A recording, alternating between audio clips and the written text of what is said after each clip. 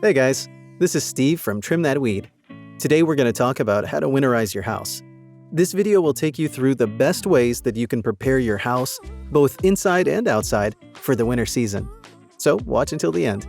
Clean the gutters. Gutters help to direct snow away from your house. They prevent snow from seeping in and causing any damage. However, if the gutters are clogged, it becomes impossible for them to do this.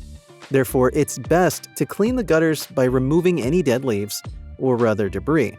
You can use a telescoping gutter wand to clean the gutters, or hire someone to do it for you. Inspect the roof and the attic. Inspect the roof and make any repairs to prevent it from leaking. If you have an attic, inspect and replace it if damaged to keep drafts out.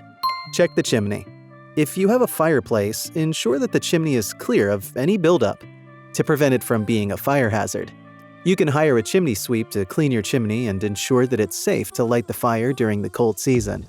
Weatherproof windows and doors. During the winter, cold air can creep into the house through windows and doors. This may result in frozen water pipes, which could even burst, causing serious damage. To prevent this, you can seal any gaps in the windows or doors by applying caulking. Service the HVAC system. Ensure that you have your heating system serviced before it gets too cold. HVAC service appointments can be hard to find during the winter season, so it's best to schedule an appointment early before the season kicks in. Ensure snow removal tools are accessible.